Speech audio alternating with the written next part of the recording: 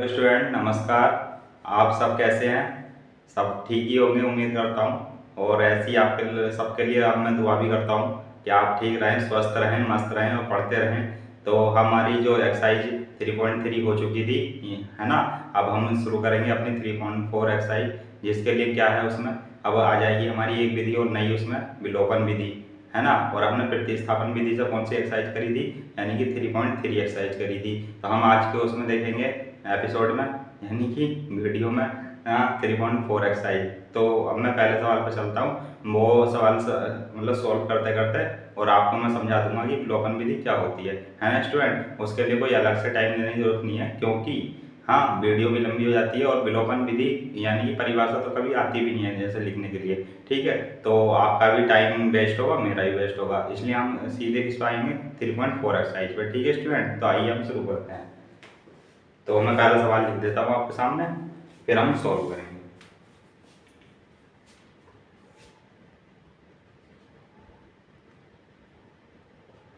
मैं स्टूडेंट ये थोड़ा शॉर्ट में लिख रहा हूँ, मतलब पूरा नहीं समझा के।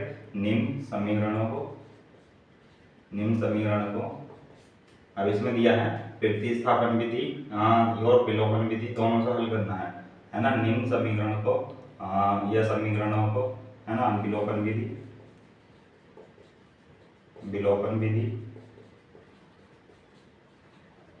और प्रतिस्थापन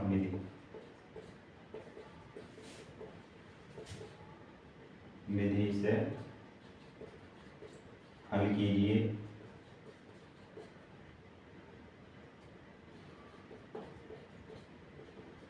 कौन सी विधि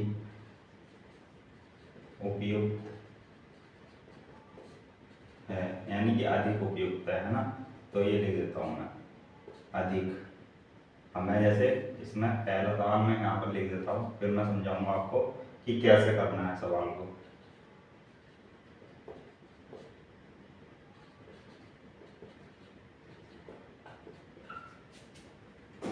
तो ये हमारी हो जाती है समीकरण फर्स्ट, ये समीकरण सेकंड।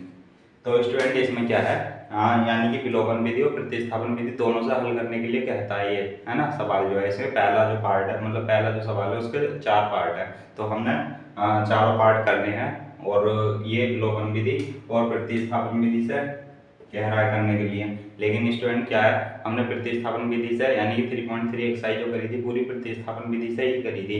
लेकिन मैं यहाँ पर भी समझा दूंगा आपको, प्रतिस्थापन विधि से भी करके दिखा दूंगा आपको, है ना। और जैसे हम चार पार्ट है इसमें, तो हम 2 सवाल प्रतिस्थापन विधि से भी करेंगे और विलोपन विधि से भी करेंगे। लेकिन जो चारों के चारों पार्ट है मैं विलोपन विधि से अवश्य करके दिखाऊंगा आपको, और प्रतिस्थापन विधि से वो आपको करने होंगे 2 पार्ट उसके कोई से भी, है ना। अब हम देख लेंगे वो तो कोई कौन से 2 पार्ट कर लेंगे हम यहाँ पर दोनों विधि से, और 2 पार्ट जो करने आपको विलोपन विधि से तो करूंगा ही करूंगा मैं, आपको प्रतिस्थापन विधि से होमवर्क रहेंगे वो आपके लिए। ठीक है स्टूडेंट, तो हम इसको दोनों विधि से करेंगे। जैसे पहला सवाल है ये, है ना, तो मैं इसमें बता देता हूँ आपको पहले विलोपन विधि। प्रतिस्थापन विधि से आपने कर रखा है, वो बताऊंगा मैं आपके मतलब अपने सेकंड नंबर पे, है ना। पहले नंबर पे क्या बता देता हूँ मैं आपको, विलोपन विधि।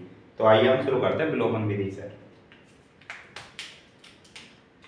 तो स्टूडेंट ये विलोपन विधि क्या होती है, जैसे ये समीकरण नंबर फर्स्ट है, ये समीकरण नंबर सेकंड है, तो इसमें से कोई सा भी, यानी कि जो चर के जो गुणांक है, यानी कि चर का गुणांक तो मैंने आपको बता रखा है कि चर क्या होता है, गुणांक क्या होता है, ये सब मैंने आपको बता रखा है। यानी कि जो हमारी पिछली वीडियोज हैं, जिन स्टूडेंट को इसमें भी कंफ्यूजन है कि गुणांक क्या होता है ना। जैसे x का गुणांक ये 2 है और y का गुणांक -3 है, y का गुणांक यहाँ पर 1 है और x का गुणांक यहाँ पर भी 1 है। तो जिन स्टूडेंट्स को डाउट्स है या कहते हैं कंफ्यूजन है कि चर क्या होते हैं, अचर क्या होते हैं और गुणांक क्या होते हैं, तो स्टूडेंट हमारी आप पहली वीडियो देख लीजिएगा जो हमारी चैनल पर आपको अवेलेबल है। ठीक है स्टूडेंट, तो हम यहाँ पर क्या करेंगे, विलोपन विधि से करते हैं। तो ये विलोपन विधि से, यानी कि यहाँ पर 1 है इसका गुणांक, यहाँ पर भी 1 है, यहाँ पर 2 है, यहाँ -3 है। तो स्टूडेंट यहाँ पर किसी भी एक चर का, यानी कि x या y का, तो जो गुणांक होता है वो सेम बनाना होता है, यानी कि एक सा बनाना होता है ना। जैसे यहाँ पर 2 है तो यहाँ पर भी अगर हम 2 बना लें तो इसको कहते हैं विलोपन विधि। फिर विलोपन विधि से सॉल्व करते हैं, है ना। विलोपन विधि का मतलब विलुप्त करना है, यानी कि एक चर को या चर का गुणांक सहित एक चर को क्या करना है, विलुप्त करना है ना स्टूडेंट। तो वो विलोपन विधि कहलाती है। तो हम देखते हैं इसको, है ना। अब यहाँ पर मैं लिख देता हूँ, थोड़ा लैंग्वेज से आपको डिटेल्स में बता देता हूँ। समीकरण एक में 2 से गुणा करने पर तथा समीकरण 2 में 1 से गुणा करने पर। तो स्टूडेंट ये हमारा जब समीकरण एक में हम क्या करेंगे, 2 से मल्टीप्लाई करेंगे। तो यहाँ पर 2 से जब मल्टीप्लाई होगी तो जैसे मैं यहाँ पर लिख देता हूँ 2x + y, पूरा डिटेल में बता देता हूँ आपको। तो ये यहाँ पर दिखेगा, यानी कि राइट हैंड साइड भी होगी और लेफ्ट हैंड साइड भी होगी स्टूडेंट मल्टीप्लाई, है ना। तो यहाँ पर ये जो आएगा हमारा 2x + 2y = 10। तो यहाँ पर मैं इसको दे देता हूँ समीकरण नंबर 3। ठीक है स्टूडेंट, तो ये हमारा समीकरण नंबर 1 जो था अभी ये बन गया यहाँ पर 3। 2x + 2y + 10 हो गया क्योंकि 2 से मल्टीप्लाई कर दी। अब यहाँ पर क्या है, समीकरण 2 में हमें 1 से मल्टीप्लाई करनी है स्टूडेंट। तो यहाँ पर भी बता देता हूँ मैं, है ना। तो यहाँ पर भी समझा देता हूँ आपको। तो ये 2x - 3y = 4 × 1। तो यहाँ पर किससे करनी है हमें, 1 से। अब ये 1 से अंदर मल्टीप्लाई होगी तो यही रहेगा स्टूडेंट, ये तो आपको पता ही होगा, ये 4 आ जाएगा। तो अब यहाँ पर से स्टूडेंट ये क्या हो जाएगी, हमारी समीकरण नंबर 4 हो जाएगी स्टूडेंट। अब ये जो समीकरण नंबर 4 हो जाएगी तो यहाँ पर देखो x के और x के गुणांक क्या हो गए हैं, सेम हो गए हैं, यानी कि समान हो गए हैं। तो अब यहाँ पर क्या होगा, जब सेम साइन होंगे, यहाँ पर जैसे अब यहाँ पर पॉजिटिव है, यहाँ पर भी पॉजिटिव है, तो स्टूडेंट यहाँ पर अगर मैंने आपको बताया होगा, ये यदि नहीं बताया हो तो यहाँ पर एक नोट करके आप नोट कर लीजिएगा। यहाँ पर नोट, जब समीकरण में, यानी कि मैं शॉर्ट में लिख देता हूँ, जब समीकरण में यानी कि पॉजिटिव और पॉजिटिव ये 2 बार, यानी कि दोनों समीकरणों में यहाँ पर जैसे पॉजिटिव, यहाँ पर दोनों पॉजिटिव। तो मैं ये बताना चाह रहा हूँ, जब समीकरण में पॉजिटिव चिन्ह हो तब हम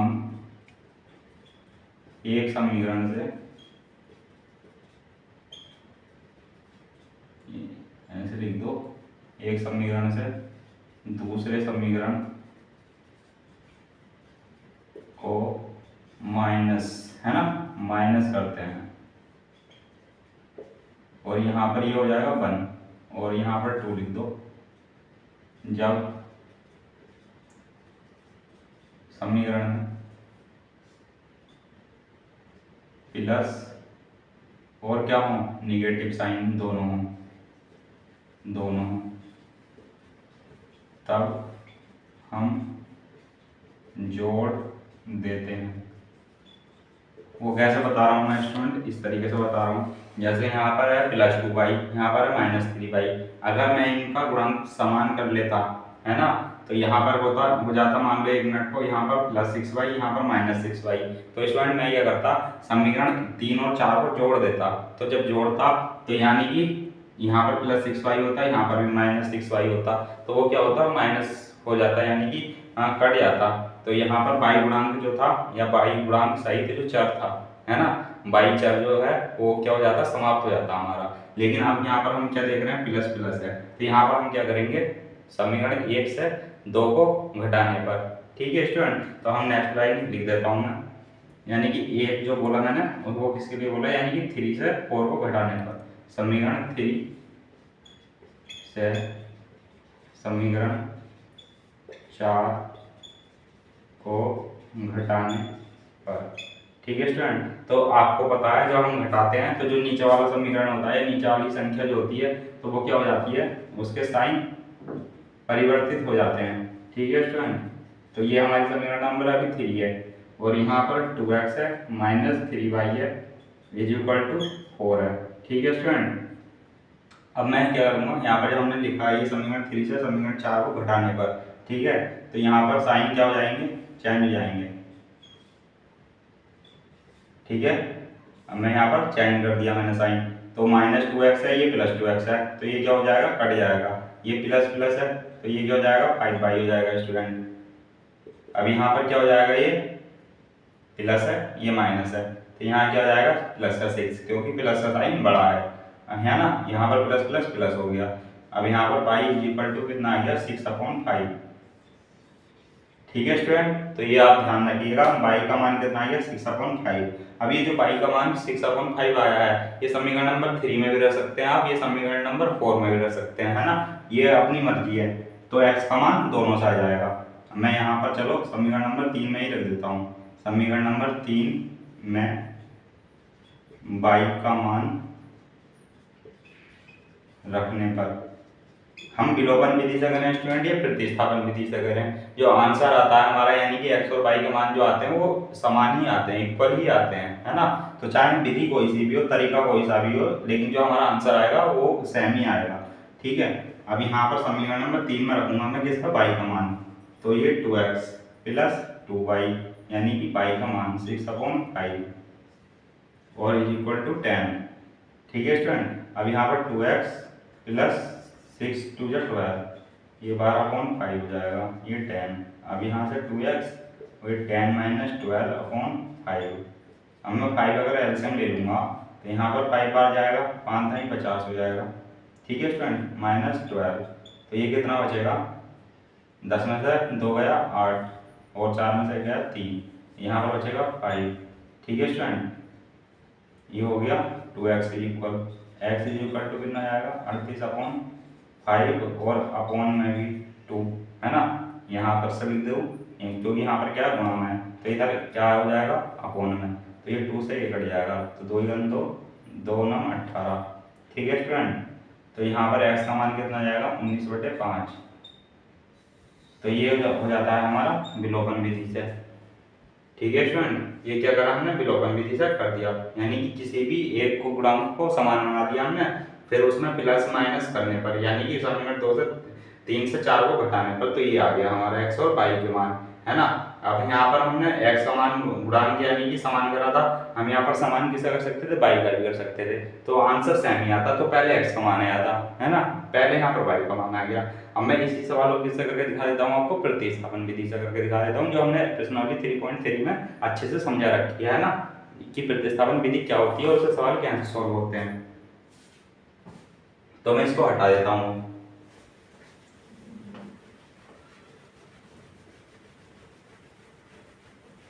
चलो इसको दोबारा लिख देंगे, ये आपने लिख लिया होगा, इसको हटा देता हूँ।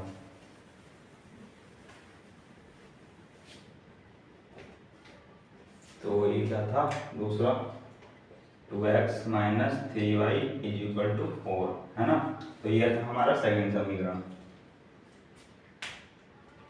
तो अब मैं इसको दिखाता हूँ आपको प्रतिस्थापन विधि से करके। अब मैंने प्रतिस्थापन विधि से मैं आपको क्या बताया था स्टूडेंट, कि प्रतिस्थापन विधि में हम जो समीकरण आसान होता है उसमें से किसी एक का मान निकाल लेते हैं, यानी कि एक चर का मान निकाल लेते हैं। अब मैं यहाँ से समीकरण 1 में से किसका मान निकाल लूंगा, x का मान निकाल लूंगा, तो मैं लिखूंगा यहाँ पर समीकरण 1 से।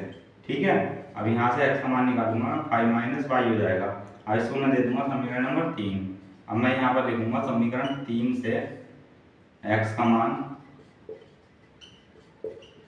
समीकरण नंबर किस में रखने पर, 2 में रखने पर, 2 में रखने पर।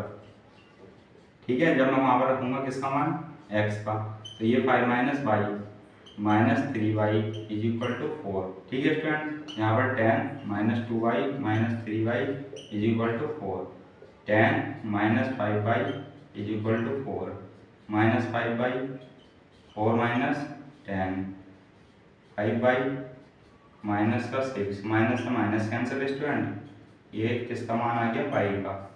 ठीक है स्टूडेंट, तो विलोपन विधि से कितना आया था 6/5 और इससे कितना आया है प्रतिस्थापन विधि से कितना 6/5। ठीक है, तो ये थी हमारी प्रतिस्थापन विधि। आप अगर कहते हैं यहाँ पर लिख भी सकते हैं, जैसे अभी मैंने करके दिखाया था आपको विलोपन विधि से, ये है प्रतिस्थापन विधि से, तो यहाँ पर लिख सकते हैं कि प्रतिस्थापन विधि से। वहां पर भी क्या लिख सकते हैं आप करने से पहले कि विलोपन विधि से। ठीक है स्टूडेंट, तो यहाँ पर से पाई का मान आप किस में रखेंगे, हम समीकरण नंबर 3 में रख देंगे, चाहे बाई का मान समीकरण 3 में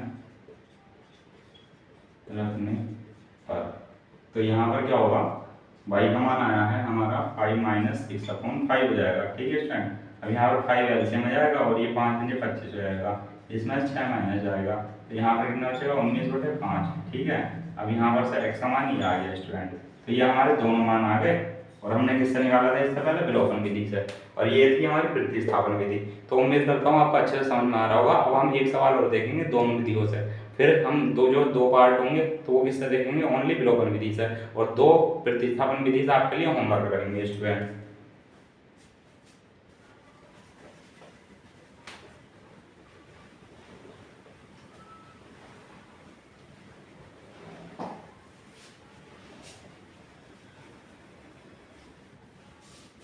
मैं करने को आपको सारे करके दिखा देता हूँ, बट वीडियो लंबा हो जाता है स्टूडेंट, है ना, तो उसमें अपलोड करने में फिर परेशानी होती है। मैं अब आपको बता देना चाहता हूँ, यानी कि ये सेकेंड ही देख लो, है ना, 3x + 4y = 10, क्रम से ही देखते हैं हम, और 2x - 2y = 2। ठीक है स्टूडेंट, यहाँ पर समीकरण नंबर इसको 1 दे दो, इसको 2 दे दो। अब यहाँ पर हम देखते हैं पहले विलोपन विधि से, तो मैंने यहाँ पर लिख देता हूँ, ओके, पिछली बार नहीं लिखा था वो आप लिख लेना, विलोपन विधि से। तो विलोपन विधि में आपको क्या है स्टूडेंट, आपने क्या करना है कि हमें किसी भी एक चर के जो है गुणांक समान बना लेने हैं, अगर समान नहीं है तो, और ऑलरेडी अगर क्वेश्चन में ही दिए हैं समान गुणांक तो स्टूडेंट हम सीधे सॉल्व करेंगे, लेकिन इसमें तो हमें किसी के भी गुणांक ना ही x के ना ही y के समान नहीं है, तो हमें क्या करना है, समान बनाना है पहले।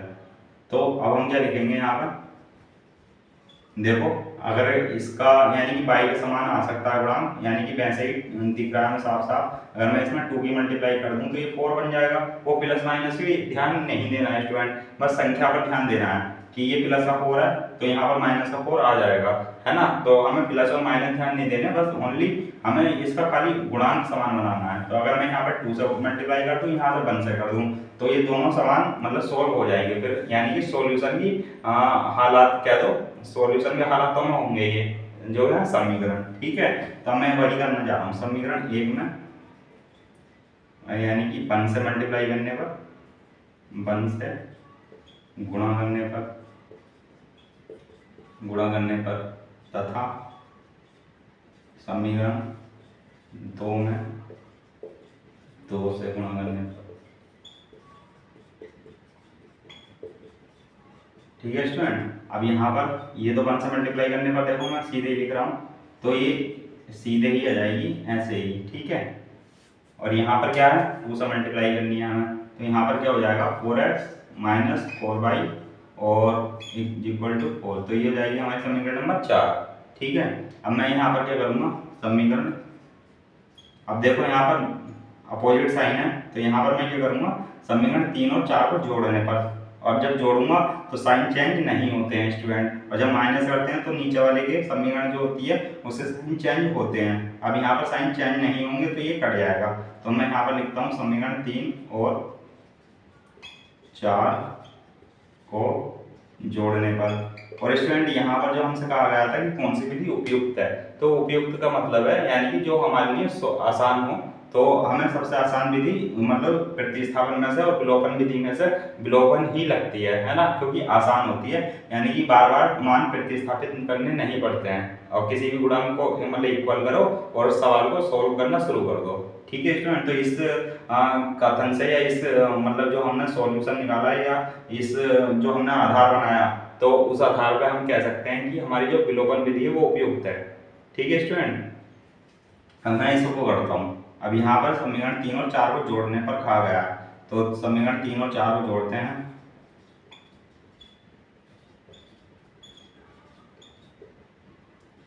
ठीक है, अब मैं यहाँ पर जब जोड़ेंगे तो समीकरण के साइन नहीं बदलेंगे नीचे वाले के, तो ये सीधे सीधे कट जाएगा, तो यहाँ से आ जाएगा 7x, यानी कि ये जुड़ जाएगा, ये भी जुड़ प्लस प्लस है, तो ये 7x = 14, ये भी जुड़ जाएगा, 10 और 4 14 हो जाएगा। यहाँ से x का मान कितना आ जाता है स्टूडेंट, 7 × 2 = 14, x का मान आया था 2।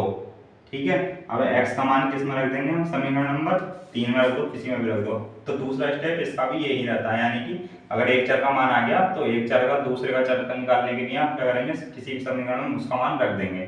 तो समीकरण 3 में x का मान रखने पर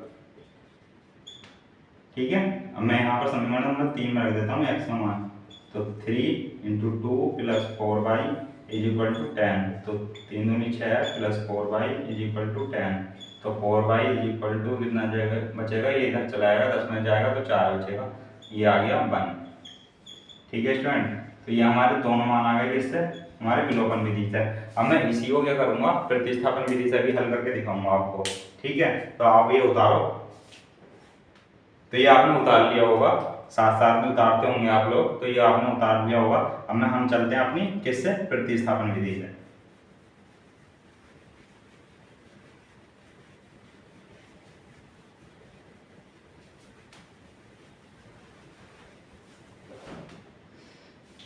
मैं यहाँ पर लिख देता हूं प्रतिस्थापन विधि। तो चलिए सॉल्व करते हैं। समीकरण 2 से ले लो। समीकरण 2 से x का मान लेने पर, पहले y का भी ले सकते हैं, किसी का भी ले सकते हैं। ठीक है स्टूडेंट, तो यहाँ पर 2x is equal to 2 plus 2y हो जाएगा, x is equal to 2 plus 2y upon 2 हो जाएगा। ठीक है स्टूडेंट, अब मैं इसको देता हूँ समीकरण नंबर 3। समीकरण 3 से अभी जो x का मान आया किस में रख देंगे, हम समीकरण नंबर 1 में रख देंगे। 3 से x का मान समीकरण 1 में रखने पर। ठीक है स्टूडेंट, अब एक कहाँ हमारी है, तो 3 और x का मान कितना है 2 प्लस 2y अपॉन 2 और प्लस है 4y इज इक्वल टू 10। ठीक है स्टूडेंट, अब इसको सॉल्व करते हैं। यहाँ पर करते हैं, तो यहाँ पर क्या हो जाएगा, ये अंदर जाएगा तो मल्टीप्लाई होगा, 3 2 जा 6 प्लस 3 2 जा 6y और upon 2 plus 4y is equal to 10। ठीक है स्टूडेंट, 6 प्लस 6y और प्लस 4 दूनी 8y, इसका एलसीएम ले लिया और इज इक्वल टू 10। अब यहाँ से क्या होगा, 6 प्लस 8 से 14y और यहाँ पर से 10 दूनी 20। अब यहाँ पर 14y और 20 माइनस 6 हो जाएगा स्टूडेंट, यहाँ पर 14 बचेगा, यहाँ पर 14y। अब y इज इक्वल टू कितना आएगा 1।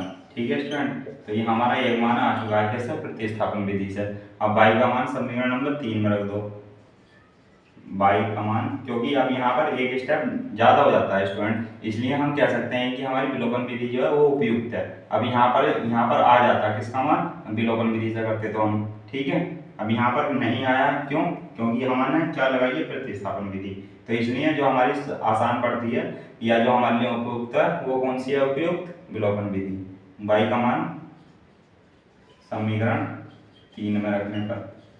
ठीक है स्टूडेंट, तो मैं बिट डिटेल आपको समझाता हूँ एक एक लाइन लिख के, तो मेरी मेहनत को आप एप्रिशिएट करें। और क्या करना होगा उसके लिए, आपको एप्रिशिएट करने के लिए कुछ नहीं करना होगा स्टूडेंट, बस हमारे चैनल को क्या करना होगा, सब्सक्राइब करना होगा और शेयर करना होगा, लाइक करना होगा। ठीक है स्टूडेंट, बस इतना ही आपसे क्या चाहता हूँ मैं, आपसे इतना ही प्यार चाहता हूँ, बस गुरु दक्षिणा चाहता हूँ इतनी ही। ठीक है, तो x इज इक्वल टू कितनी हो जाएगी, 2 हो जाएगा। तो यहाँ पर क्या निकाल लिया हमने, प्रतिस्थापन विधि से मान निकाल लिया। और हमने क्या करा था इससे पहले, विलोपन विधि से भी हल करा था इसे। अब हम क्या करेंगे, जो दो पार्ट जो बचे हैं, तो स्टूडेंट ये आपके लिए प्रतिस्थापन विधि से होमवर्क रहेंगे और विलोपन विधि से मैं कराऊंगा। ठीक है,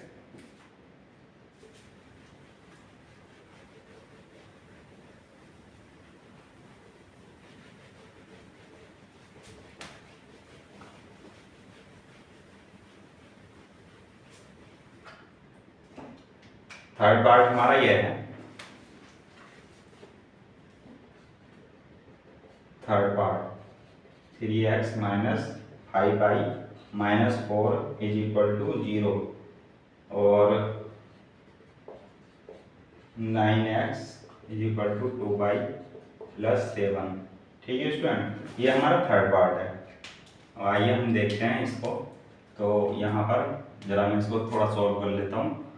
9x माइनस 2y और इसको भी इज इक्वल टू 7 कर लेता हूँ, तो ये हो जाएगी हमारी समीकरण नंबर 2। अब इसको भी इस तरीके से ही बना लेते हैं। Is equal to 4। तो ये हो जाएगी समीकरण नंबर हमारी 1। अब हमें क्या करना होगा स्टूडेंट कि यहाँ पर किसी भी एक चर के गुणांक जो है हमें समान बना लेने हैं स्टूडेंट। तो अब यहाँ पर हमें दिख रहा है यहाँ पर 9x है, यहाँ पर कम है यानी कि 3x है। तो मैं क्या करूँगा इस वाले x को क्या बना लूंगा 9x बना लूंगा। वो कैसा होगा समीकरण नंबर 3 में समीकरण नंबर 1 में जब मैं 3 की गुणा करूंगा समीकरण 1 में 3 की यानी कि वैसे ही है, इसको ब्रैकेट में लिखो आप कंफ्यूज होंगे। समीकरण 1 में 3 से गुणा करने पर, ठीक है, तथा समीकरण 2 में 1 से, ठीक है, 1 से गुणा करने पर।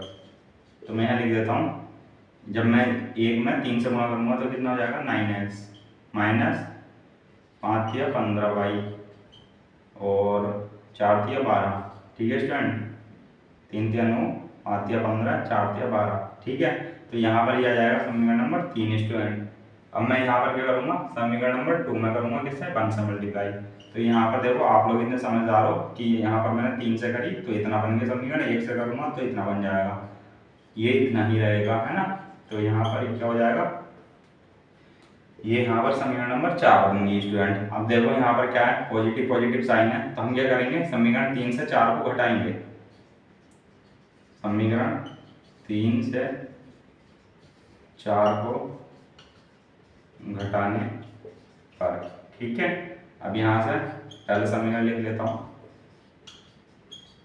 और यहाँ से 9x और माइनस 2y और इज इक्वल टू 7, ठीक है। अब मैं इसको माइनस करता हूँ, साइन चेंज हो जाएंगे, इसका प्लस का हो जाएगा, ये माइनस का हो जाएगा, ठीक है, ठीक है स्टूडेंट। यहाँ पर मैं लाइन कर देता हूँ तो यहाँ पर ये कट जाएगा, अभी प्लस माइनस माइनस हो जाएगा, तो यहाँ पर से कितना बचेगा माइनस का 13y, ठीक है स्टूडेंट। यहाँ से कितना बचेगा जब 7 जाएगा यहाँ से बचेगा 5, ठीक, डन।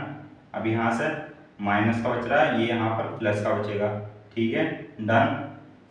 अब हम क्या करेंगे y का मान आ जाएगा, यहाँ से y का मान आ जाएगा -5/13, ठीक है। अब यहाँ से क्या आ जाएगा y का मान समीकरण 3 में रख दो, 3 में रखने पर, ठीक है। यहाँ पर देखो स्टूडेंट अब आंसर तो मुझे कोई याद होते नहीं है और आप भी कोशिश करो कि आप रटने की कोशिश ना करो, बस कॉन्सेप्ट सीखो और जब भी सवाल सॉल्व कर रहे हो तो प्लस माइनस का ध्यान रखो बस, ठीक है। अब यहाँ पर क्या होगा अब इसकी अंदर मल्टीप्लाई हो जाएगी स्टूडेंट, तो 15 दूनी 30, 15 43, 15 चौके 60, 15 पंजे 75, ठीक है स्टूडेंट।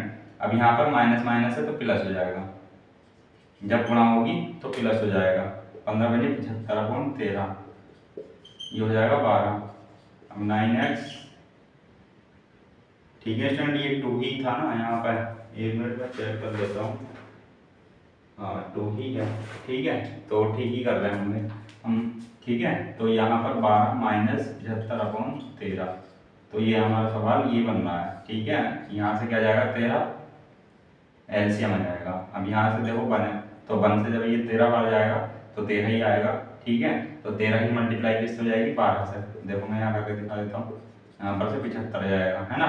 अब यहाँ पर 9x तो ये चल ही रहा है तो यहाँ पर 9x अभी चलाओ। अब यहाँ से 13 दूनी 26, 26 का 6, 2 यहाँ से 13 का ना 13। आप देखो जब बड़ी मल्टीप्लाई होती है तो मैं ये आपको ये भी बता देता हूँ कि हमें ऐसे करके 13 और 12 इस तरीके से करके करने की कोई ज़रूरत नहीं है। अगर हमारे टेबल याद हो यानी कि पहाड़ याद हो तो हम यहाँ से सीधे भी कर सकते हैं, यानी कि 13 दूनी 26, 26 का 6, 2 हासिल, तो 13 का ना 13, 2 15, ठीक है। तो यहाँ से 156 माइनस 75/13। अब 6 में से 5 चला जाएगा यानी कि 1, 15 में से 7 यानी कि 5 में से 7, पहले देखो 5 में से 7 नहीं जाएगा तो 15 में से 7 जाएगा। अब 15 में से 7 जाएगा कितना बचेगा 8 बचेगा। अब यहाँ से 9 है, ठीक है, अपोन में 13 भी चल रहा है, ठीक है, डन स्टूडेंट। अब यहाँ से x 81/13 और ये भी किस में जाएगा अपोन में, तो मैं यहाँ से अपोन में ले लिया। अब 9 9 81, ठीक है, डन। यहाँ से x का मान कितना जाएगा 9/13। तो ये किसका मान आ गया x का। ठीक है, तो यहाँ पर ये आंसर हो गया हमारा और एक ये हो गया, यानी कि x का मान 9/13 और y का मान -5/13। तो ये हो जाता है स्टूडेंट हमारे थर्ड पार्ट का सॉल्यूशन विलोपन विधि से, है ना, समझ गए होंगे आप लोग। अब यहाँ पर हम करते हैं फोर्थ पार्ट अपना, है ना, किससे करेंगे विलोपन विधि से। और इसका प्रतिस्थापन विधि से क्या करना है आपको, होमवर्क करना है ना। x/2 plus 2/2y/3 is equal to -1। और यहाँ पर ही लिख देता हूँ मैं, यहाँ पर second equation x minus y/3 और इज इक्वल टू 3। तो ये हमारा फोर्थ पार्ट है स्टूडेंट। अब यहाँ पर क्या है, ये यहाँ पर किसमें दे रखा है, भिन्न के रूप में दे रखा है। हमें रैखिक समीकरण है ये, यानी कि रैखिक समीकरण बनाकर हल करना होगा। तो हमें पहले क्या करना होगा, रैखिक समीकरण बना लेते हैं इसको। तो यहाँ पर 6, ठीक है, एलसीएम इन दोनों का 2 3 जा 6, तो ये आ जाएगा 3x प्लस 3 2 जा y, तो ये 2 2 जा 4y माइनस का 1, ठीक है, 3x plus 4y is equal to -6। तो स्टूडेंट ये हो जाएगा समीकरण 1। तो हमें इसमें क्या करना पड़ेगा, एक स्टेप थोड़ा ज़्यादा करना पड़ेगा हमें सॉल्व करने के लिए, यानी कि रैखिक समीकरण बनाने के लिए। अब यहाँ से इसको भी सॉल्व कर लेते हैं। इसका फॉर्मूला 1 है, जब कुछ नहीं होता तो 1 होता है। यहाँ पर से क्या जाएगा, इसका एलसीएम आएगा 3, तो यहाँ पर हो जाएगा 3x। अब 3 से 3 कट जाएगा, तो यहाँ से 1, यानी कि 1/y हो जाएगा। तो यहाँ से 3, अब यहाँ से 3x माइनस y और यहाँ से हो जाएगा 9। तो इसको समीकरण नंबर 2 दे देते हैं हम।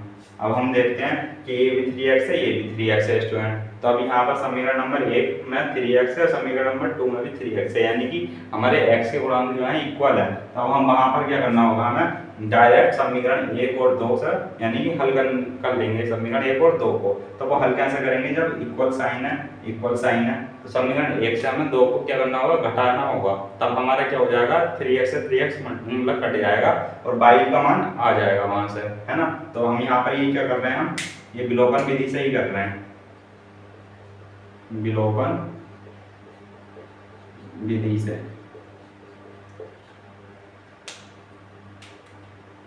समीकरण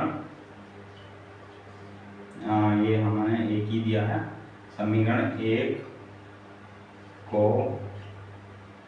समीकरण 1/2 को हल करने पर ऐसे लिख लीजिए, ठीक है। तो यहाँ पर से समीकरण लिख लेता हूँ पहले, -6 और 3x माइनस का y इज इक्वल टू 9। तो स्टूडेंट ये अब सॉल्व कैसे होगा, हमें इसके साइन चेंज करने होंगे। तो ये चेंज हो गए। अब यहाँ से ये 3x कट जाएगा, ये प्लस हो जाएगा, 5y हो जाएगा।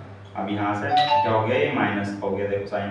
तो माइनस माइनस प्लस हो जाता है, लेकिन साइन किसका आएगा, माइनस का ही। तो 9 6 15। अब y इक्वल टू कितना जाएगा, -3। तो ये स्टूडेंट ये किसका मान आ गया, हमारा y का मान। अब y का मान क्या करना होगा, प्रतिस्थापित करना होगा, मतलब यहाँ पर विलोपन विधि है, लेकिन हमें y का मान कहाँ रखना होगा, ये समीकरण नंबर 1 में रख दो या 2 में रख दो, किसी में रख दो। 2 में रख के दिखाते हैं आपके इस बार। देखो समीकरण 2 में y का मान रखने पर हम स्टूडेंट हर बार 1 में या जो 3 बनती थी हमारी उसमें रखते थे, और हम 2 में रख के दिखा रहे हैं, ठीक है। तो यहाँ पर 3x और यहाँ पर माइनस है ये, और ये माइनस इज इक्वल टू 9, ठीक है स्टूडेंट। यहाँ पर ये क्या हो जाएगा, माइनस माइनस प्लस, तो यहाँ पर 9, तो 3x 9 माइनस 3, तो यहाँ पर 3x is equal to 6, x is equal to 3 2 जा 6। तो ये आगे किसका मान स्टूडेंट, हमारा 2 का मान, मतलब x का मान 2, ठीक है। तो यहाँ पर x और y के मान ये आ गए। तो ये किससे हुआ हमारा स्टूडेंट, विलोपन विधि से। अब जब विलोपन विधि से हो गया है स्टूडेंट, तो यानी कि हमने समीकरण जो हमारे बने, यानी कि ये 1 और 2, तो हमने इसको सॉल्व कर लिया। हमने देखा कि समीकरण ये जो है समीकरण ये 1 और 2 को सॉल्व करने पर x और क्या y के मान आ गए हैं। हम क्या थे, हमने जो इस एक्सरसाइज का जो हमने फर्स्ट पार्ट था वो कहता है हमने कंप्लीट कर लिया, यानी फर्स्ट सवाल जो था उसके 4 पार्ट थे, तो चारों हमने देख लिए। जो 2 हमने देखे यानी कि विलोपन विधि से प्रतिस्थापन विधि दोनों से देखे। अब हमने जो थर्ड और फोर्थ पार्ट था इसका हमने किससे देखा, ओनली विलोपन विधि से देखा। तो जो प्रतिस्थापन विधि बची है वो आपको होमवर्क होगी, तो वो आप होमवर्क में करेंगे किसको, इन 2 सवालों को, यानी कि थर्ड पार्ट को और फोर्थ पार्ट को। हम चलते हैं दूसरे के फर्स्ट पार्ट पर, ठीक है।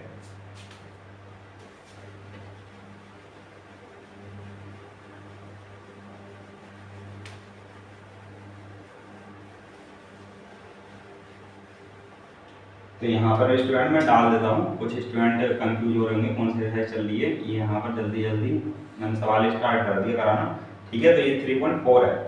तो यहाँ पर अब क्या करते हैं हम, दूसरे का पहला पार्ट, ठीक है, दूसरे का पहला पार्ट। मैं आपको ये स्टेटमेंट पढ़ के बता देता हूँ कि दूसरे के पहले में यानी कि यह दूसरा सवाल जो है उसमें क्या पूछा है। तो यहाँ पर है निम्न संख्याओं में रेखीय समीकरणों के युग्म बनाइए, ठीक है स्टूडेंट। तो हमें युग्म बनाने, यानी कि यहाँ पर जो थे अभी फर्स्ट सवाल में क्या था, यहाँ पर युग्म दिए थे, यानी युग्म का मतलब है 2 समीकरण दिए थे, तो हम उनको सोल्व कर लिया हमने, किससे, विलोपन विधि से, प्रतिस्थापन विधि दोनों से। अब हम क्या देखेंगे, यहाँ पर युग्म बनाना है हमें, यहाँ पर लैंग्वेज दे रखी है। अभी इसको लैंग्वेज को पढ़ के हमें क्या बनाना है, यानी कि समीकरण युग्म बनाने हैं, ठीक है। फिर उसके बाद क्या करना है, उनके हल, है ना, विलोपन विधि से ज्ञात करने हैं, ठीक है। यदि उनका अस्तित्व हो तो अस्तित्व हम देख लेंगे, यानी कि वो समीकरण बनेंगे तब, है ना। अस्तित्व का मतलब है समीकरण यानी कि प्रोड्यूस हो रहे होंगे, ठीक है, तब, यानी कि बन रहे होंगे तब उनका अस्तित्व तो होगा ही, क्योंकि ये क्या दे रखी है, यहाँ पर लैंग्वेज दे रखी है। लैंग्वेज से हम क्या बना लेंगे, समीकरण बना लेंगे। तो 2 समीकरण बनने हैं। अब वहाँ पर क्या करना है, विलोपन विधि से करना। अब इसमें प्रतिस्थापन विधि से नहीं करना, ठीक है। अब यहाँ पर विलोपन विधि से करना है। तो मैं पहला जो समीकरण है उसका मैं आपको लैंग्वेज पढ़ के बता देता हूँ, और मैं डायरेक्ट क्या लिखूंगा, यहाँ पर समीकरण लिखूंगा स्टूडेंट, ठीक है। तो मैं फर्स्ट जो पार्ट है इसका पढ़ना शुरू करता हूँ। यदि हम अंश में 1 जोड़ दें, यानी कि भिन्न के रूप में बनाना है हमें, यानी कि भिन्न पूछिए हमसे, जो फर्स्ट सवाल है इसमें। तो यदि भिन्न के अंश में 1 जोड़ दें और हर में क्या कर दें, 1 घटा दें, तब वो भिन्न कितनी हो जाएगी, 1 हो जाती है। यदि हर में 1 जोड़ दें, है ना, अब अंश में कुछ नहीं करना, जो सेकंड पार्ट का गया है, सेकंड शर्त कही गई है, हाँ, अंश में कुछ नहीं करना, हर में क्या करना, 1 जोड़ देना है, तब वो कितनी हो जाती है, 1/2 हो जाती है। तो वह भिन्न क्या होगी, ये कहा गया है हमसे स्टूडेंट। तो हम यहाँ पर मैं क्या लिखूंगा, समीकरण। तो आप लोगों को और अच्छे से समझ में आएगा। तो आइए हम देखते हैं फिर। अब यहाँ पर क्या गया है, मैं इसको लैंग्वेज को पढ़ करके क्या बनाऊंगा, समीकरण बना लेता हूँ। तो यहाँ पर पहले तो हमने जो समीकरण यानी कि भिन्न पूछी है हमसे, तो मैं मान लेता हूँ कि भिन्न वो क्या होगी, ठीक है। तो मैं यहाँ पर मानूंगा भिन्न। तो यहाँ पर भिन्न मान लेता हूँ, माना भिन्न is equal to x upon pi होगी, ठीक है स्टूडेंट। तो यहाँ पर 1 दे दिया इसको मैंने। अब यहाँ पर अकॉर्डिंग टू क्वेश्चन 80Q, है ना। अब यहाँ पर लिख देता हूँ मैं प्रथम शर्तानुसार। अब इसमें कहा गया है प्रथम शर्तानुसार हम अंश में 1 जोड़ दें और हर में 1 घटा दें, अंश में 1 जोड़ दें और हर में 1 घटा दें, ठीक है। तो वह भिन्न क्या हो जाती है, 1 हो जाती है। तो ये समीकरण ऐसा मान लो ये बन गया, ठीक है। अभी हम इसको सॉल्व और कर लेंगे। तो अब यहाँ पर क्या है, सेकंड शर्त क्या है, यानी कि द्वितीय शर्त, है ना। यहाँ पर कहा गया है यदि हर में 1 जोड़ दें, यानी कि अंश ऐसे ही रहने देना है, हर में 1 जोड़ना है और वह भिन्न कितनी हो जाएगी, 1/2 हो जाती है। तो ये समीकरण 3 बन गया। अब स्टूडेंट ये जो समीकरण कितने बने, 1 और 2, यानी कि 2 समीकरण बन गए ये। तो हमने नाम दे दिया उनको 2 और 3। तो अब इनको हमें सोल्व करना है, किससे, विलोपन विधि से। तो पहले मैं इसको क्या बना लूंगा, रैखिक समीकरण बना लूंगा, ठीक है। तो यहाँ पर ये तो हमने क्या लिख दिया, जो हमें बुक से दे रखा था। हम यहाँ से हल करना शुरू करते हैं, है ना। तो यहाँ पर हल करना शुरू करते हैं। तो यहाँ पर मैं लिख देता हूँ विलोपन विधि से, है ना। तो अब यहाँ पर क्या करेंगे हम, समीकरण 2 से पहले मैं इसको क्या बनाऊंगा, रैखिक बनाऊंगा, x + 1 इज इक्वल टू, अब ये क्या हो जाएगा यहाँ पर, यानी कि ये क्रॉस गुणन हो जाएगी, ठीक है। क्रॉस गुणन हो जाएगा, यानी कि इस 1 की इससे मल्टीप्लाई हो जाएगी, तो वही आएगा x + 1। अब इस 1 की इससे मल्टीप्लाई हो जाएगी, तो ये क्या जाएगा, y - 1। अब यहाँ से चर और अचर एक तरफ कर लो, तो चर और अचर एक तरफ आएंगे, तो ये और -1 - 1, x minus y minus two. अब इसको समीकरण दे दो 4, इसमें कोई दिक्कत नहीं है, कितना भी बन सकता है समीकरण। तो यहाँ पर तो समीकरण 4 बन जाएंगे। अब समीकरण देखो 3 से, तो x, अब यहाँ पर 2x हो जाएगा, इधर मल्टीप्लाई होगी 2 की, तो ये 2x, अब यहाँ से 1 की होगी मल्टीप्लाई, तो ये बाई प्लस बन ही रहेगा। अब यहाँ से 2x minus y is equal to 1 आ गया, तो ये कौन सी समीकरण आ गई हमारी 5। ठीक है स्टूडेंट, हम इनको लेकर सॉल्व करना है हमें। अब हम क्या देखते हैं, विलोपन विधि से जब करना है हमें, तो यहाँ पर पाई के देखो गुणांक समान है, यानी कि 1 1 है। ठीक है स्टूडेंट, तो हम समीकरण 4 और 5 को लेकर डायरेक्ट सॉल्व कर देंगे। तो यहाँ पर हम क्या लिखेंगे कि समीकरण 4 तथा 5 को सॉल्व करने पर, ठीक है स्टूडेंट, ये समीकरण 5 को 4 से घटाने पर, तो हम लिख लेते हैं समीकरण 5 को 4 से घटाने पर। देखो अब मैं अगर यहाँ पर 5 को 4 से घटाऊंगा तो पहले क्या लिखनी पड़ेगी मुझे, 4 से घटाना है ना, तो पहले 4 लिखनी पड़ेगी, x minus y is equal to minus का 2, है ना। अब यहाँ पर क्या है, इसको घटाना है 5 को, तो नीचे लिखूंगा मैं, तो यहाँ पर ये आ जाएगा। अब जब घटाना है तो साइन चेंज होंगे, जो प्लस है वो माइनस, जो माइनस है वो प्लस। ठीक है स्टूडेंट, अब यहाँ पर माइनस होगा, x में से 2x जाएगा तो कितना बचेगा स्टूडेंट, माइनस का x बचेगा ना, है ना। अब देखो ऐसे लिखो ना, अब x माइनस 2x, यानी कि यहाँ से ऐसे मान लो 1 में से 2 जा रहा है, तो यहाँ से माइनस 1 बचेगा ना, तो ये, तो यहाँ पर से माइनस का x बच जाएगा। अब यहाँ पर से क्या होगा, ये प्लस का ये माइनस का, जब बाई में से बाई जाएगा तो क्या हो जाएगा, खत्म, यानी कट जाएगा। अब यहाँ से माइनस माइनस देखो प्लस हो जाएंगे, लेकिन साइन किसका रहेगा, माइनस का, तो जब ये हो जाएगा माइनस माइनस प्लस 2 रे 3, तो x इज इक्वल टू कितना आ गया 3। ठीक है स्टूडेंट, तो यहाँ पर x का मान कितना आ गया 3। अब x का मान किसी में भी रख सकते हैं, हम समीकरण नंबर 4 में रख दो। ठीक है, x का मान समीकरण 4 में। अब मैं यहाँ पर से थोड़ा ये मिटा देता हूँ, क्योंकि हमारे समीकरण तो हमें मिल ही गए हैं। ठीक है, तो यहाँ से मैं मिटा देता हूँ क्योंकि जगह कम पड़ रही है ये। ठीक है, x का मान कितना आ गया 3। अब मैं 3 का मान, ये यानी कि जो 3 आया x का मान, तो इसमें रखूंगा समीकरण नंबर 4 में। समीकरण 4 में x का मान, यहाँ लिख देता हूँ रखने पर, ये हो गया। अब यहाँ पर x का मान ही आया है, तो 3 minus y is equal to minus 2, minus y minus का 2 माइनस का 3, इधर जाएगा तो माइनस का 5 माइनस का बाई, माइनस से minus cancel, y is equal to 5। तो जो हमारे भिन्न थी तो वो ये x और y में ही थी ना, तो x और y के मान आ गए हैं, तो यहाँ पर लिखूंगा इसलिए भिन्न इज इक्वल टू कितनी आएगी 3/5। तो यही हमारा क्या हो जाएगा आंसर। तो स्टूडेंट ये हमने देखा कि विलोपन विधि से जो हमारी लैंग्वेज रखी थी उसके अनुसार हमने 2 समीकरण युग्म बनाकर कैसे निकाले x और y के मान। ठीक है, और जब x और y के मान आ गए तो वो क्या आ गई, भिन्न आ गई। ठीक है, अब हम देखते हैं इसका सेकंड पार्ट, यानी कि सवाल नंबर 2 का सेकंड पार्ट। अब मैं इसको मिटा देता हूँ क्योंकि ये हो चुका है कंप्लीट।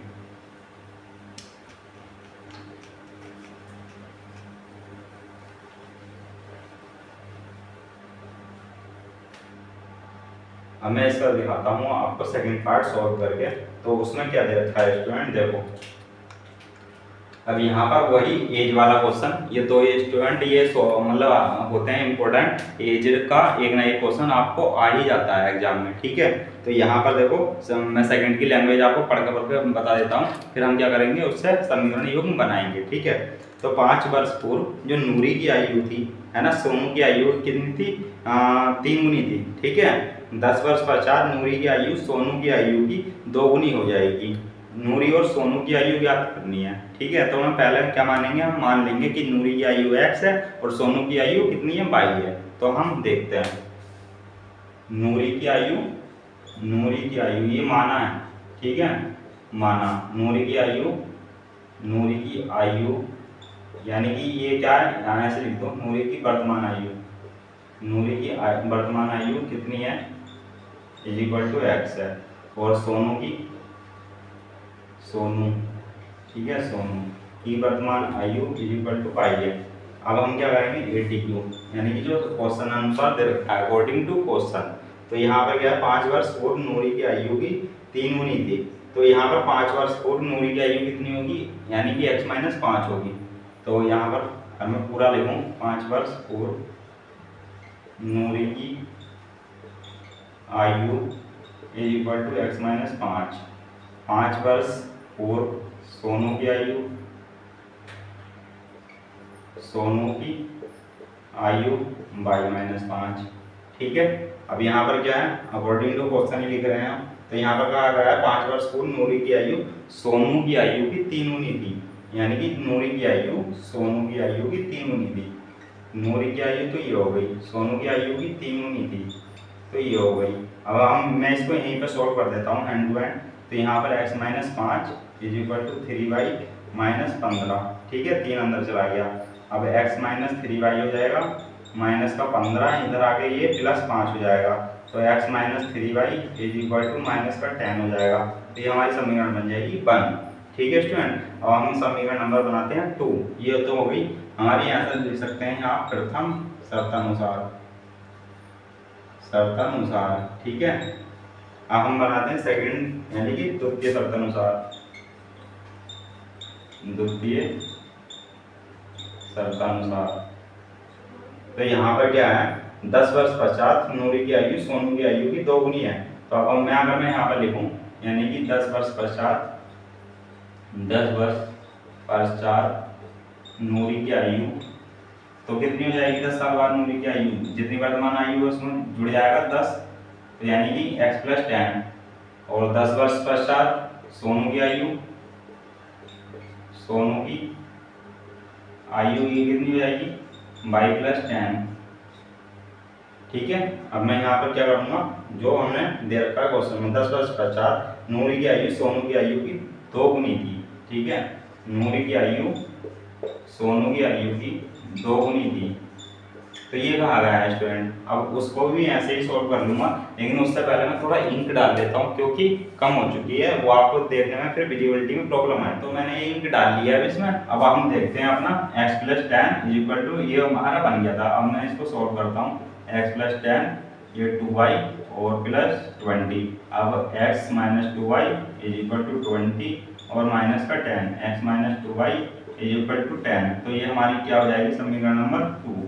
ठीक है, अब समीकरण नंबर 2 और इसमें देखो 1 और 2 में क्या कॉमन है, यानी कि x और गुणांक कॉमन है। तो यहाँ पर अब x के लेकिन क्या है, साइन दोनों के सेम है। तो यहाँ पर क्या करूँगा मैं, समीकरण नंबर 2 को समीकरण नंबर 1 से घटाने पर, समीकरण 2 को 1 से घटाने पर, ठीक है। तो एक क्या है हमारा, x minus 3y is equal to minus का 10, ये क्या है x minus 2y is equal to 10। तो यहाँ पर देखो अब मैं साइन चेंज कर दूंगा, क्योंकि हमें घटाने पर है, ये प्लस का हो जाएगा। तो यहाँ पर क्या हो जाएगा, माइनस का y आ जाएगा, क्योंकि माइनस का साइन बड़ा है। तो यहाँ पर जब प्लस 2 में से माइनस 3 जाएगा तो माइनस का y बचेगा। यहाँ पर भी क्या हो जाएगा, साइन चेंज हो जाएगा। तो ये कितना हो जाएगा, माइनस का 20 हो जाएगा, है ना, माइनस माइनस प्लस। तो यहाँ पर से ये जाएगा और y का मान कितना जाएगा, 20। तो एक आंसर तो ये आया हमारा किसका, यानी कि सोनू की आयु हमारी आ गई है 20 वर्ष। ठीक है स्टूडेंट, अब यहाँ पर क्या होगा, y का मान समीकरण 2 में रख दो या 1 में रख दो, किसी एक में भी रख दो, तो यहाँ पर इसका मान आ जाएगा, है ना। तो यहाँ पर मैं ऊपर का मिटा देता हूँ, ये जो हमने वर्तमान आयु मानी थी मैं यहीं पर करके बता दूंगा। अब y का मान समीकरण 2 में रखने पर, ठीक है स्टूडेंट। तो अब 2 कौन सी हमारी है, अब x minus 2 into 20 is equal to कितनी है, 10 है। तो x minus 40 40 is equal to 10, तो x इज इक्वल टू आ गया 50। ठीक है, 50 वर्ष। तो नूरी की आयु कितनी आ गई, 50 वर्ष, और क्या था, सोनू की आयु कितनी आ गई, 20 वर्ष। ठीक है स्टूडेंट, तो ये हमारा कंप्लीट हो जाता है सेकंड पार्ट भी। तो अब हम चलते हैं अपने थर्ड पार्ट की तरफ।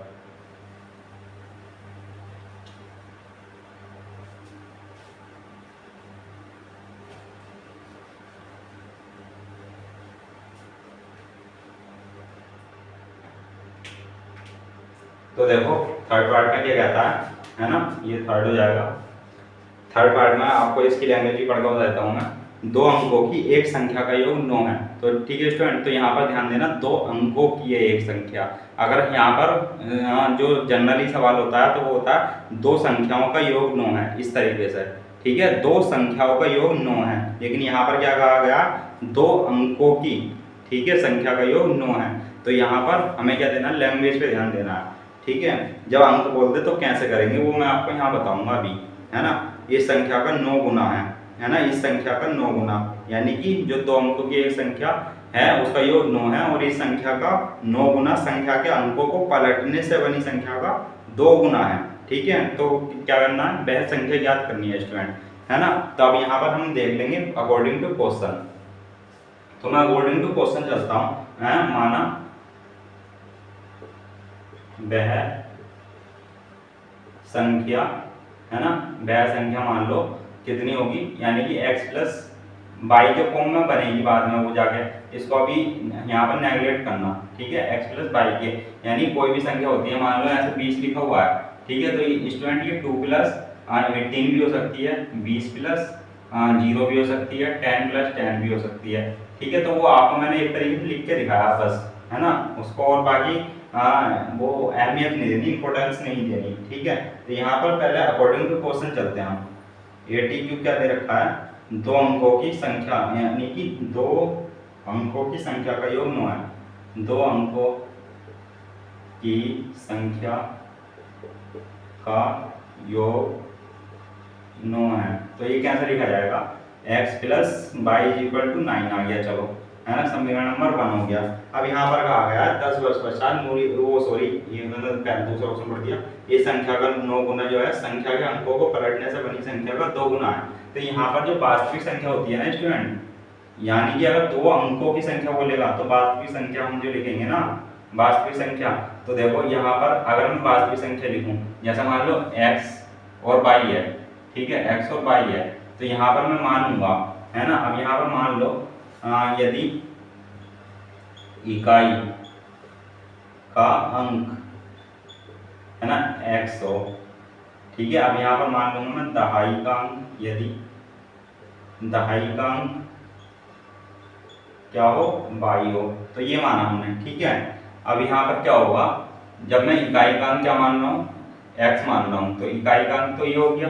ऐसे चलते हैं ना हम, जैसा यहाँ पर अगर लिखा होगा 202, है ना, या मान लो जैसे दो अंकों की है तो मैं यहाँ पर 32 मान लेता हूँ। ठीक है, तो इकाई का अंक तो ये होगा ना स्टूडेंट, इकाई, और दहाई का ये होगा। ठीक है, तो यहाँ पर ये दहाई का हो जाएगा, तो यहाँ पर मैं क्या करूँगा, तो जब इकाई और दहाई, तो इकाई यानी कि 2 और दहाई यानी कि 30, ठीक है, तभी तो ये हो जाता है 32। ठीक है, तो यहाँ पर 30 ये किस तरीके से लिखा मैंने, यानी कि 10 और इंटू 3 प्लस 2, तभी तो बना ये कितना, बोलो, यहाँ पर जैसे ये करूँगा ना 1, यानी कि ये हो गया इकाई, और यहाँ पर ये 2, तो इकाई दहाई, ऐसे ही तो हुआ। तो जब मैं यहाँ पर करूँगा तो ये 32 ही तो लिखा हुआ है, तो वैसे ही जब मैं वास्तविक संख्या बनाऊंगा तो क्या करूँगा, यहाँ पर x प्लस 10y, ठीक है, यानी कि यहाँ पर 1 लिखा हुआ है, वो आपको क्या है, विजिबल नहीं है, यानी कि अगर मैं 1 लिख दूँ तब भी यहाँ पर x ही रहेगा, तो इकाई दहाई। तो जो वास्तविक संख्या आ गई हमारी, क्या आ गई, 10y प्लस x। ठीक है, क्योंकि हमने क्या माना, इकाई का अंक x माना, दहाई का अंक क्या माना, y माना। ठीक है, इसको आप मिटा ही दो, चलो, ठीक है, इसको आप मिटा ही दो, आप बिना फालतू में कंफ्यूज हो गए। ठीक है, तो यहाँ से शुरू करते हैं। यदि इकाई का अंक x है और दहाई का अंक y है, दो अंकों की संख्या का योग 9 है अकॉर्डिंग टू क्वेश्चन। हमें वास्तविक संख्याएं बोली हैं, क्यों बनाई मैंने ऐसी वास्तविक संख्या, क्योंकि यहाँ बोला है दो अंकों की संख्या। अब यहाँ पर पलटेंगे भी, जब पलटेंगे तो फिर कहते हैं, अब यहाँ पर देखो y प्लस एक्स तो नहीं हो सकता ना, है ना, x प्लस वाई है, तो अगर ये है ना, तो यहाँ पर क्या होगा, इकाई और दहाई के हिसाब से लेना पड़ेगा हमें। तो यहाँ पर वास्तविक संख्या ये हो गई। अब यहाँ पर क्या कहा गया है कि संख्या के अंकों को पलटने से, अब यहाँ पर देखो पलटी हुई संख्या, पलटी हुई संख्या, है ना। पलटी हुई संख्या मान लो ऐसे कि इकाई का अंक y हो गया और दहाई का अंक x हो गया। ठीक है, इकाई का अंक y हो गया, दहाई का अंक x हो गया। तो यहाँ पर जब होगा तो यहाँ पर ये हो जाएगा 10x प्लस y, तो ये पलटी हुई संख्या हो जाएगी स्टूडेंट, है ना। अच्छे से समझ में आ रहा होगा आपको, नो डाउट ये होगा, यानी कि आपको कोई भी डाउट नहीं रहा होगा। तो यहाँ पर तो ये रफ वर्क है। तो अब मैं इसके अकॉर्डिंग टू क्वेश्चन बना लेता हूँ कि संख्या के अंक को पलटने से बनी संख्या का 9 गुना है, ये कहा गया है ना, ये संख्या का 9 गुना। ठीक है, किस संख्या का, यानी कि ये जो वास्तविक संख्या है हमारी। ठीक है, तो यहाँ पर ये मान लो ये प्रथम शर्त हो गई, फर्स्ट कंडीशन। ठीक है, यहाँ पर आ गई सेकेंड कंडीशन। ठीक है, अब यहाँ पर क्या है, ये जो वास्तविक संख्या है इसका 9 गुना, यही कहा गया है, इस संख्या का 9 गुना संख्या का अंकों को पलटने से बनी संख्या का 2 गुना है। ठीक है, तो इस संख्या का 9 गुना संख्या के अंकों को पलटने से बनी संख्या का 2 गुना है। तो ये है ना स्टूडेंट, तो ये बनी हमारी अब इस संख्या का 9 गुना यानी कि 10/+x और संख्या के अंकों को पलटने से बनी संख्या का 2 गुना है। ठीक है, तो वह संख्या ज्ञात करनी है। अब यहाँ पर हम ज्ञात कर लेंगे संख्या। ठीक है, तो यानी कि अभी इसको सॉल्व करना पड़ेगा हमें थोड़ा, तो यानी कि ये हो जाएगा 90/+9x = 20x + 2y। ठीक है स्टूडेंट, इसको इधर साफ कर देता हूँ मैं, ये रफ था हमारा, ये अच्छे से समझ में आया होगा कि मैं क्या क्या कहना चाह रहा था आपसे, है ना। ये इकाई, ये दहाई। ठीक है, इकाई दहाई, तो ये 3 से यानी कि ये कुल मिला के लिखा हुआ कितना है 32।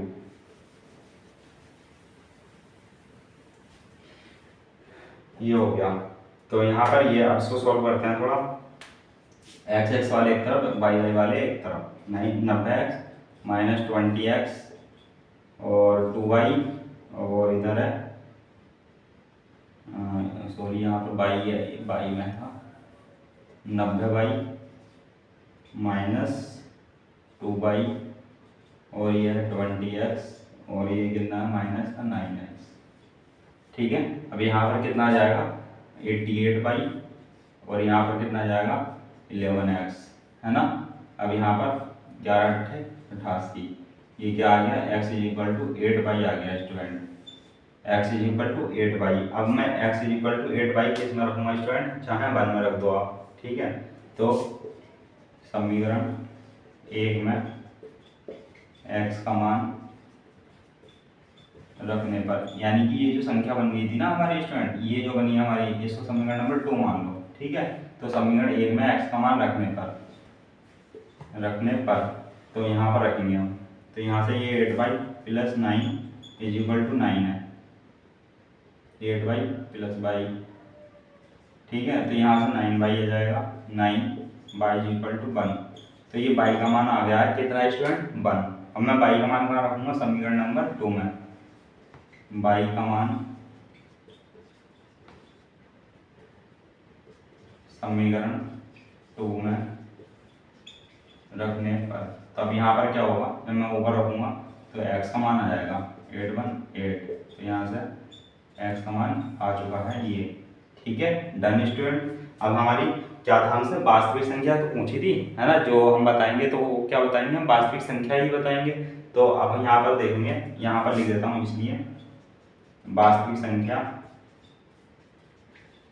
या खाली संख्या भी कह सकते हैं, संख्या = ये कितना है 10y+x, इसको दे दो समीकरण नंबर 3। तो मैं यहाँ पर लिख सकता हूँ, ब्रैकेट में लिख दूंगा चलो, है ना। तो यहाँ पर 10 और y का 1 और +8। ठीक है, यहाँ से 10 + 8 यानी कि ये कितना आ गया 18। तो हमारी जो संख्या है यानी कि 18 जो आया है, ये क्या है हमारा आंसर। तो मैं यहाँ पर लिख देता हूँ समीकरण नंबर 3 से। ठीक है स्टूडेंट, तो यहाँ पर जो हमारा आंसर आ गया वो कितना आ गया 18। तो मैं आपको समझाने में सफल रहा हूँगा कि ये कैसे, जब यहाँ पर ध्यान देना है, जब 2 अंकों की संख्या बोले, है ना, 2 अंकों की संख्या का योग बोले, तो क्या करना है, हमें इकाई और दहाई में अंक को लेकर के करना है ना। अगर यहाँ पर सिंपल बोलता, क्या बोलता, 2 संख्याओं का योग 9 है, तब हम क्या करते, इकाई और दहाई में नहीं लेते, लेकिन उसने बोला 2 अंकों की संख्या का योग 9 है। ठीक है, तो उसको ध्यान में रखेंगे। तो इस तरीके से ये हमारा कौन सा पार्ट कंप्लीट हो जाता है, थर्ड पार्ट, है ना। अब हम चलते हैं अपने फोर्थ पार्ट की तरफ।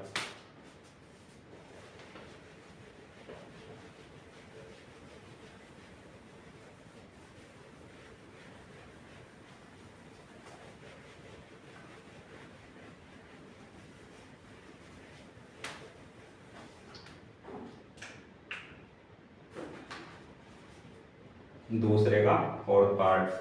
तो यहाँ पर देखो क्या कहा गया है, मैं इसी लैंग्वेज भी आपको पढ़कर बता देता हूँ, है ना। मीना 2000 रुपये निकालने के लिए एक बैंक गई, है ना, यानी कि बैंक गई एक कोई मीना, है ना, उस खजांची से यानी कैशियर से 50 रुपये तथा 100 रुपये के नोट देने के लिए कहा कि भैया मुझे 500 और 100 रुपये का नोट दे दो। ठीक है, जैसे आप गए, है ना, आपने बैंक में कहा कि भैया मुझे 50 और 100 रुपये के नोट दे दो और कुल मिला के कितने नोट हो, मतलब रुपये कितने हो जाए, 2000 हो जाए। ठीक है, तो पैसे ही मीना ने कहा। मीना ने कुल 25 नोट प्राप्त किए। ठीक है, कुल 25 नोट प्राप्त किए, कितने के, 50 रुपये के और 100 रुपये के। अब ज्ञात कीजिए कि उसने 50 रुपये और 100 रुपये कितने कितने नोट प्राप्त किए। तो हमें अलग अलग बताना है ना। तो हम 50 रुपये के नोटों की संख्या मान लेंगे। तो यहाँ पर मैं ब्लू पेन से लिख देता हूँ। ठीक है स्टूडेंट, तो यहाँ पर मैं लिख देता हूँ 50 रुपये की संख्या, 50 रुपये के नोट की संख्या, है ना, 50 रुपये के, हमें यही तो बताना है, 50 रुपये के नोट की संख्या कितनी है, एक्स मान ली। ठीक है, हमें यहाँ पर लिख देता हूँ 100 रुपये के नोट की संख्या, ये कितनी मान ली, 22। ठीक है, अब यहाँ पर क्या कहा गया हमसे कि 50 रुपये और 100 रुपये के नोटों की मतलब संख्या बतानी थी कि कितने नोट प्राप्त किए। अब मैं इसके अकॉर्डिंग क्या बना देता हूँ, सवाल बना देता हूँ कि खजांची से 50 रुपये और 100 रुपये के नोट देने के लिए कहा, मीना ने कुल 25 नोट प्राप्त किए, यानी कि 25 नोट प्राप्त किए। ठीक है, तो x plus 22 is equal to 25, ये समीकरण नंबर 1 हो गया किसके, अकॉर्डिंग टू क्वेश्चन। ठीक है, ये क्या था हमारा, माना। ठीक है, ये तो मान लिया। अब हमसे क्या कहा गया है कि 50 रुपये और 100 रुपये के नोट हैं। ठीक है, तो यानी 50 रुपये और 100 रुपये कितने नोट हैं, कुल 2000। तो यहाँ पर से बना लेंगे, तो यहाँ पर से 50 रुपये के एक्स नोट है ना संख्या। ठीक है, और यहाँ पर क्या है 100 22 इज इक्वल टू कितना आ जाएगा, ये 2000। ठीक है स्टूडेंट, अब यहाँ से मैं 50 क्या ले लूँगा, ये जो समीकरण हमने बन गए किसके अकॉर्डिंग बन गए, इसके अकॉर्डिंग बन गए, यानी कि जो लैंग्वेज दे रखी थी। अब यहाँ से अगर मैं 50 लूँगा तो कॉमन यहाँ से x बचेगा, यहाँ से 2y बचेगा। अब यहाँ से क्या हो जाएगा, ये 2000। ठीक है, अब यहाँ से x प्लस 2y आ गया, और यहाँ से यानी कि अगर ये 2000 और ये 50, एक जीरो से एक जीरो कट जाएगा, 5 चौक 20 जीरो, तो ये कितना आ गया 40, x plus 2y equal to 40, ये हो गया समीकरण नंबर 2। अब देखो स्टूडेंट, ये हमारा बन चुका है, हाँ, यानी कि रेखिक समीकरण पूर्णतः है एकदम फिट। ठीक है, अब इसको हम सॉल्व कर लेंगे विलोपन विधि से। तो यहाँ पर मैं लिखूँ विलोपन विधि से, विलोपन विधि से। ठीक है, ये हो जाएगा। अब मैं विलोपन विधि से क्या करूँगा, जब x का और x का मान क्या दिख रहा है मुझे, यानी कि जो गुणांक है वो इक्वल दिख रहा है, तो मैं क्या करूँगा ना, अब यहाँ पर समीकरण 1 है और 2 है, तो समीकरण 2 को 1 से घटाने पर, समीकरण 2 को 1 से घटाने पर, ठीक है, तो जब मैं 2 को 1 से घटाऊंगा तो पहले 1 लिखना पड़ेगा ना, तो x प्लस 22 इक्वल टू 25, है ना। अब यहाँ से ये घटाना है, तो x माइनस 2y, और सॉरी यहाँ पर प्लस है ना, तो प्लस, और यहाँ से 40। अब जब माइनस कर रहा हूँ यानी कि घटा रहा हूँ, तो क्या हो जाएगा, साइन चेंज हो जाएंगे, साइन चेंज हो जाएंगे। तो यहाँ से देखो आगे लिख देता हूँ, ये तो कट जाएगा। अब यहाँ से क्या होगा, प्लस माइनस माइनस, तो यहाँ से क्या बचेगा, बाई बचेगा, किसका, माइनस का, है ना, क्योंकि माइनस का बड़ा हो गया ना, 2 जो है बड़ा है 22 से, तो ये माइनस का बाई बच जाएगा। अब यहाँ से क्या होगा, यहाँ से ये 40 भी माइनस, यानी 40 ही बड़ा है, तो यानी कि यहाँ से 40 बचेगा, यानी कि किसका, माइनस का बचेगा, जो भी आएगा। 40 में 25 जाएगा, कितना बचेगा, 15।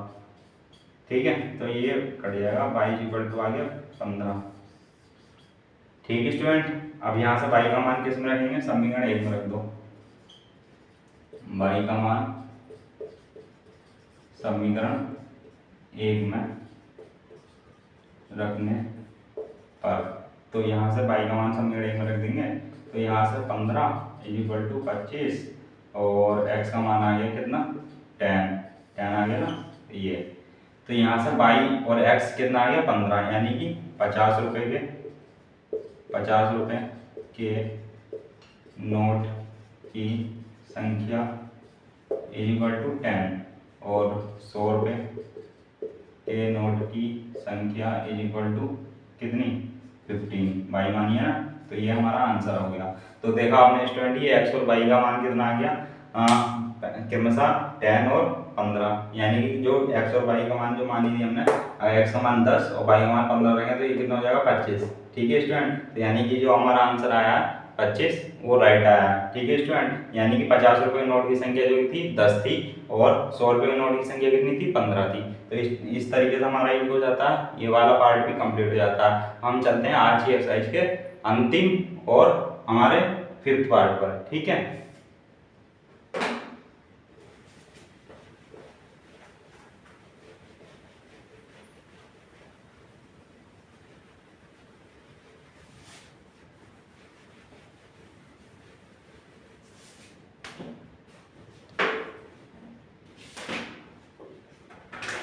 अब मैं इसी लैंग्वेज भी आपको एक बार पढ़कर बता देता हूँ, फिर मैं यहाँ पर समीकरण युग्म लिखूंगा।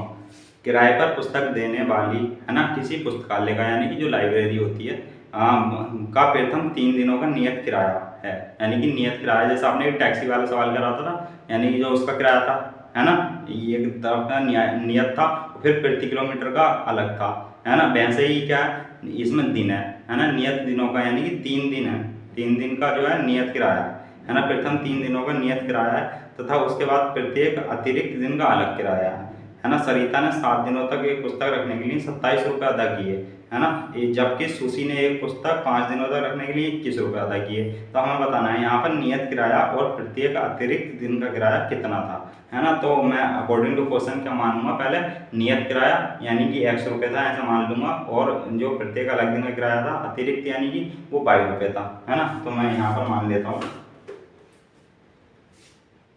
दूसरे का 5th पार्ट है ये और लास्ट पार्ट है। माना सरिता है नहीं, नियत किराया पूछा ना, तो यहाँ पर माना नियत किराया इज इक्वल टू x रुपये।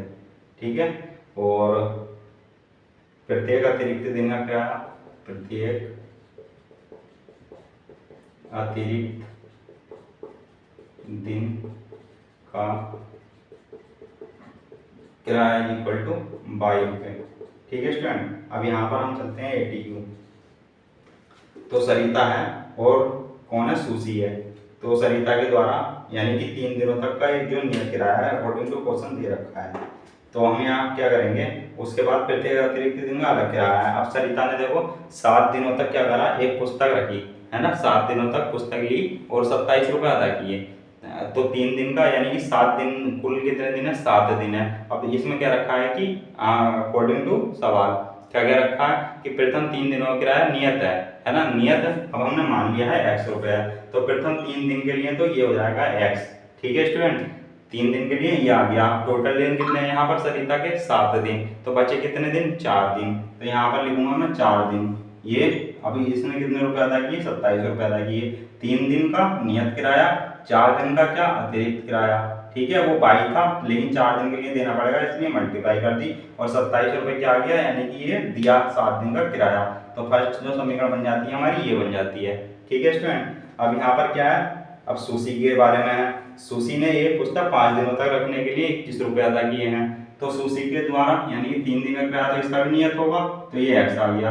अब 5 दिन तक रखी है इसने, तो ये 3 दिन तो ये हो गए और 2 दिन बचे इसके, तो यानी कि ये 2y हो जाएगा। अब इसने कितने रुपए अदा किए हैं, 21 रुपये अदा किए हैं, 21। तो ये समीकरण नंबर 2 हो गया। तो अब हम इसको किससे कर देंगे, विलोपन विधि से सॉल्व कर देंगे बस। अब इसमें कुछ नहीं था तो हम क्या निकाल देंगे, फिर नियत किराया और क्या निकाल देंगे, प्रत्येक अतिरिक्त दिन का किराया। अब यहाँ पर क्या देखते हैं हम, x और x के मान यानी कि गुणांक समान है, तो यहाँ पर क्या लिखेंगे हम, समीकरण नंबर 2 को समीकरण नंबर 1 से घटाने पर। ठीक है, समीकरण 2 को समीकरण 1 से घटाने पर। ठीक है, तो ये घट जाएगा, यानी कि अब हमें समीकरण नंबर 1 लिखना पड़ेगा पहले ऊपर, और ये 27 और x + 2y और 21। अब जब घटा रहे हैं तो साइन क्या हो जाएंगे, चेंज हो जाएंगे, है ना। यहाँ पर भी साइन चेंज होगा, तो ये क्या हो जाएगा, कट जाएगा। अब यहाँ पर माइनस प्लस, तो यानी कि ये प्लस का 2y बचेगा, क्योंकि प्लस का साइन बड़ा है ना, लेकिन माइनस हो जाएगा। अब यहाँ से माइनस प्लस, यहाँ पर प्लस है, यहाँ पर माइनस है, तो होगा तो माइनस, लेकिन किसका साइन आएगा, प्लस का, है ना। तो यहाँ पर 6, है ना। 27 में से 21 जाएगा 6 बचेगा। अब बाई का मान कितना जाएगा 3। तो बाई का मान ये आ गया स्टूडेंट, है ना। यानी कि जो अतिरिक्त दिन का किराया था कितना रुपये था, 3 रुपये था। अब मैं यहाँ पर बाई का मान समीकरण किस में रखूंगा, एक में रख दो। एक में रखने पर तो यहाँ पर क्या है, x प्लस 2 3 और 21, x plus 6 is equal to 21, x is equal to 21 minus 6, x is equal to 15।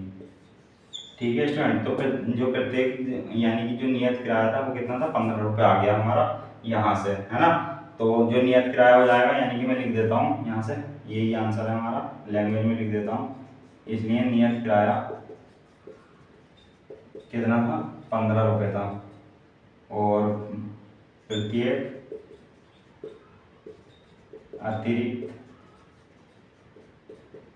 दिन का किराया इज इक्वल टू कितना था, 3 रुपये था। ठीक है स्टूडेंट, 3 रुपये।